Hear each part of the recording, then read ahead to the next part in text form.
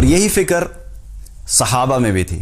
صحابہ مستقل اپنی اصلاح، اپنے نفس کا محاسبہ کرتے رہتے تھے، اور وہ اس چیز کی بھی فکر کرتے تھے کہ ہماری زبان سے کوئی ایسا لفظ نہیں نکلے جو کہ اللہ کی نافرمانی کا ہو، یا ایسا لفظ نہ نکلے کہ جس کی وجہ سے ہماری آخرت میں پکڑ ہو جائے. ہم سے کوئی ایسا عمل نہیں ہو کہ جس کی وجہ سے آخرت میں ہمیں اس کا حساب دینا پڑے. اور یہ مستقل اس فکر میں لگے رہتے تھے. اور جو خلفائے راشدین تھے بالخصوص، ان کی زندگیوں کا اگر ہم جائزہ لیں تو ان کی زندگیوں میں بہت سے ایسے واقعات ہمیں ملیں گے جو ان کی اس فکر کے بارے میں ہمیں بتاتے ہیں کہ انہیں کتنی فکر ہوتی تھی اپنے نفس کے محاسبے کی. ابوبکر رضی اللہ عنہ بہت زیادہ احتیاط کیا کرتے تھے اپنے ہر چیز کے معاملے میں، اور بہت زیادہ فکر رہتی تھی انہیں اپنی آخرت کی. ایک مرتبہ ایسا ہوا کہ ان کے پاس ان کا خادم جو ہے کچھ کھانے کے لیے لے کر آیا. اکثر ایسا ہوتا تھا وہ جب خلیفہ بنے تو بہت سے لوگ ہوتے ہیں وہ کھانے کے لیے چیز بھیج دیتے ہیں. ابوبکر رضی اللہ عنہ کا ایک معمول تھا کہ وہ کوئی بھی چیز اس وقت تک نہیں کھاتے تھے جب تک کہ اس کی تحقیق نہ کر لیں کہ جس شخص نے بھیجا ہے اس کی آمدنی کا ذریعہ کیا ہے، کیا واقعی وہ حلال ہے کہ نہیں ہے.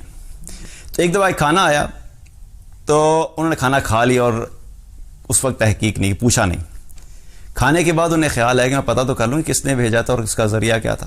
تو جب پتہ کیا تو پتہ لگنے پہ یہ پتہ لگا کہ جس شخص نے بھیجا تھا وہ کسی زمانے میں کاہن تھا، اور اس نے کچھ بعد میں توبہ کر لی، لیکن اس وقت کے لوگوں نے اس کو کچھ پیسے دیے تھے جس سے وہ کھانا دیا تھا. جو ہی یہ پتہ لگا فوراً اپنے منہ میں انگلی ڈالی اور وہ سارا کھانا باہر نکال دیا.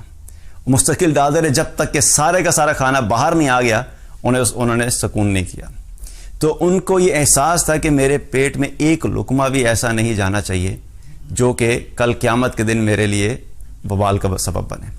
تو ایسی احتیاط کیا کرتے تھے صحابہ اپنی زندگیوں میں، بولنے کے اعتبار سے، کھانے کے اعتبار سے، رہنے کے اعتبار سے.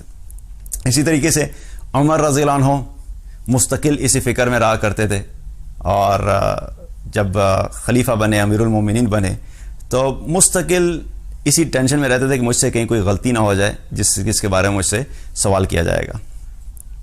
ایک مرتبہ اپنے اونٹ پہ بیٹھے ہوئے اور بہت تیزی سے جا رہے تھے. علی رضی اللہ عنہ نے دیکھا کہ امیر المومنین اتنی جلدی میں اونٹ پہ بیٹھے جا رہے ہیں. تو علی رضی اللہ عنہ سے پوچھا کہ امیر المومنین آپ اتنی تیزی میں کہاں جا رہے ہیں؟ تو عمر رضی اللہ فرمانے لگے کہ صدقے کے اونٹوں میں سے ایک اونٹ غائب ہو گیا ہے یا گم ہو گیا ہے، تو میں اس کو ڈھونڈنے کے لیے نکلا ہوں. اتنی فکر تھی. اب حالانکہ جس کی رسپانسبلٹی ہے، جب آپ امیر المومنین ہوتے، ظاہر ہے نیچے جتنے بھی کام ہوتے ہیں آپ نے کسی نہ کسی کو سونپا ہوتا ہے، تو ہونا کیا چاہیے تھا کہ جس کی ذمہ داری تھی اس کو فکر کرنی چاہیے تھی.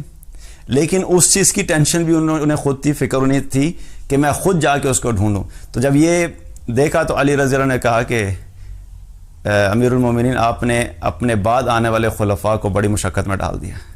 یعنی کہ آپ نے اتنا ہائی سٹینڈرڈ سیٹ کر کے جا رہے ہیں اکاؤنٹیبلٹی کا اور تقوی کا اور محاسبے کا، کہ آنے والے خلفاء کے لیے اس کو مینٹین کرنا بڑا مشکل ہوگا. تو اس پہ عمر رضی اللہ نے کہا کہ اے علی مجھے ملامت مت کرو، یعنی میرے اس بات کے اوپر میری تعریف کرنے کی ضرورت نہیں ہے، کیونکہ اور فرمایا کہ اگر فرات کے کنارے کہیں پہ کوئی بکری کا بچہ بھی گم ہو جائے گا تو قیامت والے دن عمر سے اس کا سوال کیا جائے گا. عمر سے اس کا سوال کیا جائے گا. انہیں اتنی فکر ہوتی تھی کہ کوئی بھی چیز اگر میری خلافت میں کسی کے اوپر بھی کوئی مشکل آتی ہے یا کوئی بھی کسی کا چوری ہو جاتی ہے تو اس کا ذمہ دار بھی میں ہوں گا. تو اس فکر کے ساتھ وہ اپنی زندگی بسر کیا کرتے تھے اور مستقل اسی فکر میں رہا کرتے تھے.